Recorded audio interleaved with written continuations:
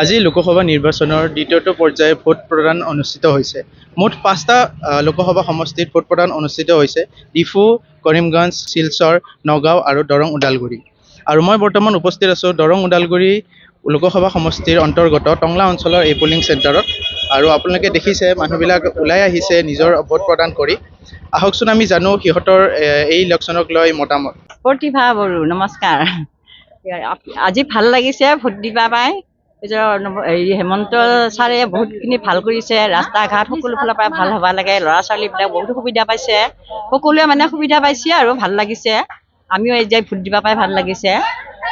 আমি এতিয়া যিখিনি মানে হৈছে আমি সেইখিনিকে ভাল পাওঁ আৰু হোৱাটোকে ভাল পাওঁ, হোৱাটোকে কামনা কৰোঁ আৰু এতিয়া যোনখন চৰকাৰ আছে চৰকাৰখনে ভাল পাৰফৰ্মেঞ্চ দি আছে বুলি ভাবেনে আপোনালোকে? ভাবোঁ।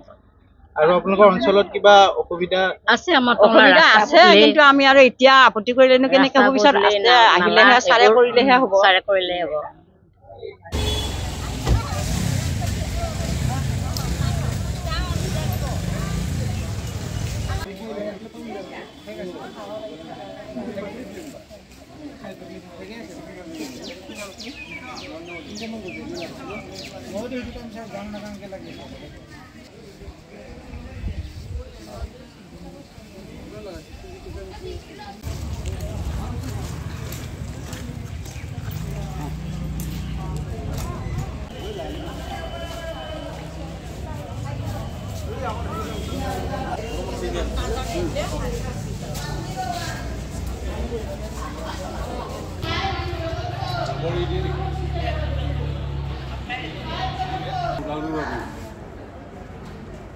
নমস্কাৰ, মোৰ নাম গোবিন্দ শৰণীয়া।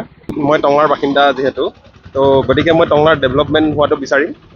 আৰু এজন শিক্ষিত যুৱক হিচাপে, উঠি অহা যুৱক হিচাপে মই মোৰ তলৰখিনিকো এটা ভাল প্ৰাৰ্থীক দিয়াটো বিচাৰিম, যাতে আগলৈকে তেওঁলোকে টংলাৰ ভাল হিচাপে মানে কাম কৰি আহে। আগত আছিলে আপোনাৰ BPF-ৰ প্ৰাৰ্থী আছিলে, বঞ্জাৰ ডিমাৰী আছিলে, তেওঁ বহুত কাম কৰিছে। তো এতিয়া যোৱা বছৰ তেওঁ হাৰিছে, আৰু হৰাৰ পিছত এতিয়া আপোনাৰ EPPL গভৰ্ণমেণ্টৰ তৰফৰ পৰা আছে। তো মই বিচাৰিম যোনেই নাহক তেওঁলোকে যাতে টংলাৰ হিতৰ কাৰণে কাম কৰি যায় আৰু ৰাইজৰ লগতে দেশখনৰ নাম তেনেকৈ আগবাঢ়ি যায়। ইম্পৰ্টেণ্ট ইছ্যু হিচাপে ফাৰ্ষ্ট অফ অল আপোনাৰ ৰাস্তা পদূলি লাগিল। তো ৰাস্তা পদূলিৰ যদি ভাল হয়, তো যাতায়াত ব্যৱস্থা ভাল হোৱাৰ লগে লগে আপোনাৰ অৰ্থনীতিটো নিজে নিজে ভালৰ দিশত গুচি যায়। তাৰপিছত আপোনাৰ শৈক্ষিক ব্যৱস্থা আপোনাৰ এখন ভাল কলেজ লাগে, আপোনাৰ মেডিকেল কলেজ হওক, ইঞ্জিনিয়াৰিং হওক।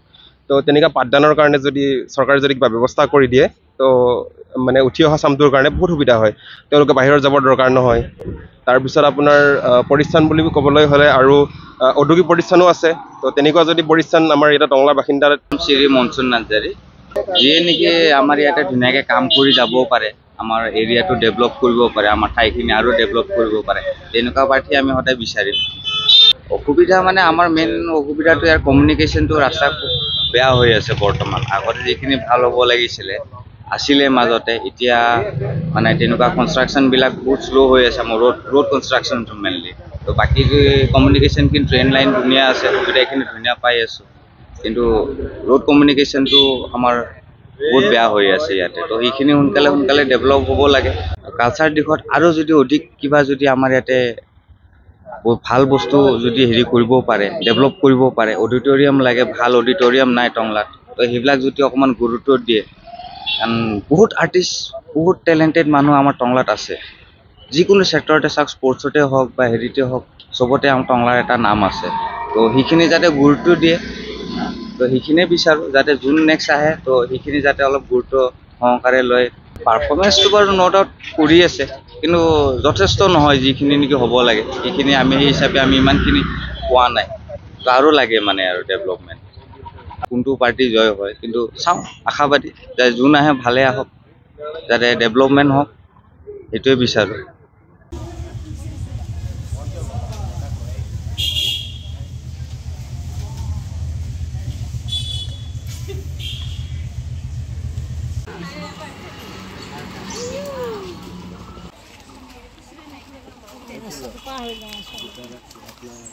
আপোনাৰ নামটো জনাব।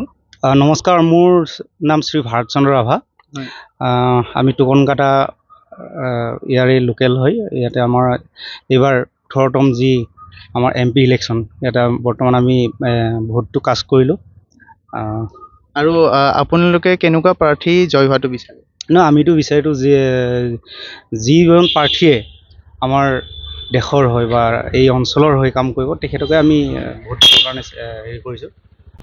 আৰু যদি মই আপোনাক সোধোঁ, আপোনালোকৰ অঞ্চলত এনেকুৱা কি ইছ্যুজ আপোনালোকে ফেচ কৰিছে যোনটো নেক্সট গভৰ্ণমেণ্টে সেইটো ইছ্যুটো ছল্ভ কৰিব বুলি ভাবে? আমাৰ এই অঞ্চলততো যথেষ্ট সমস্যা আছে। বিশেষকৈ আমাৰ অঞ্চলৰ কিছুমান গাঁও, এতিয়ালৈকে এনেকুৱা গাঁও আছে য'ত মানে ৰাস্তা ঘাট এতিয়াও হোৱা নাই। এতিয়াও সেই আগৰ দৰেই মানে শিলৰ ৰাস্তা বা বোকাৰ ৰাস্তা এতিয়াও আছে। বাৰিষা আহিলে সেই ৰাস্তাত যাব নোৱাৰি, গাড়ী ঘোঁৰা যাব নোৱাৰি। তো আমি ভাবোঁ সেইবিলাক অঞ্চলত তেখেতসকলে আহি, যিসকল এইবাৰ প্ৰতিদ্বন্দ্বিতা কৰিছে, তেখেতসকলে আহি সেই অঞ্চলসমূহ পৰিদৰ্শন কৰি যাতে সেই বাট পথসমূহ সুন্দৰভাৱে আমাক সজাই দিয়াত তেখেতসকলে সহায় জনায়, এইটো আমি বিচাৰোঁ।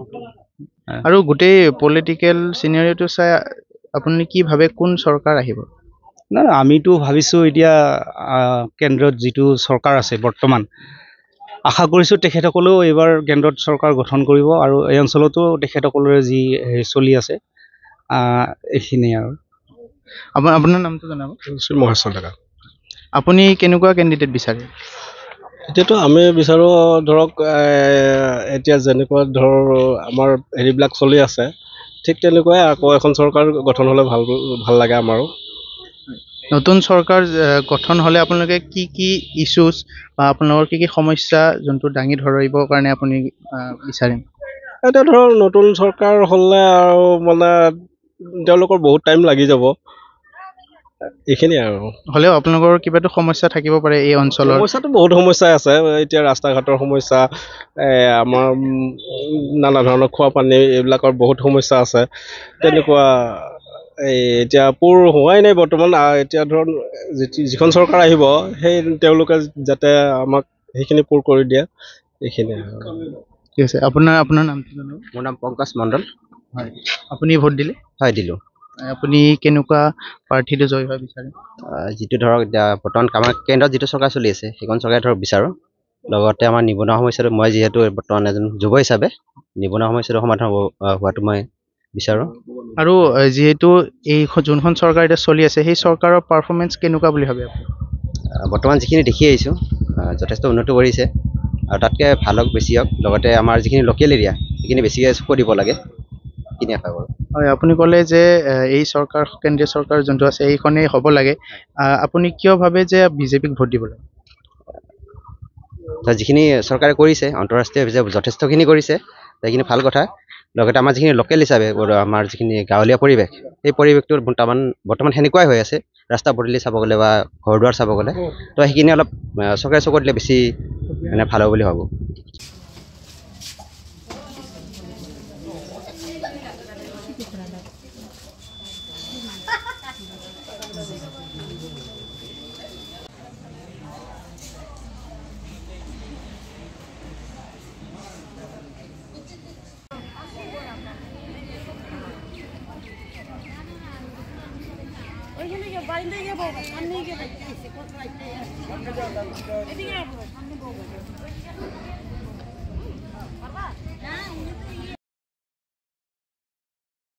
মোৰ নাম জিতু ডেকা। চাওক, যিজন প্ৰাৰ্থী আমাৰ ইয়াতে আমাৰ টংলা অঞ্চলত যিখিনি পিছ পৰি আছে কামৰ, সেই কামখিনি যাতে কৰা এজন প্ৰাৰ্থী আমি ভালকৈ বিচাৰোঁ।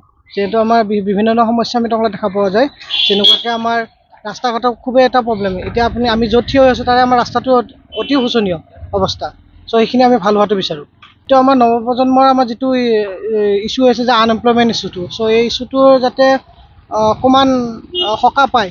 যেতিয়া আমি তাৰ বিভিন্ন জেগাত আমি ITI ছেকশ্যনখিনি দেখিছোঁ, ITI ছেকশ্যনখিনি বহুত ভাল ধৰণে কাম কৰি আছে। চ' এই আগন্তুক 5 বছৰত যাতে আৰু সেইখিনি ক্ষিপ্ৰতাৰে কাম কৰি আমাৰ যুৱ প্ৰজন্মক যাতে কামৰ সুবিধা প্ৰদান কৰে আৰু। চিপিমতী বৰা। আনএমপ্লয়মেণ্টটোতো ক'লে সেইটো হয়েই।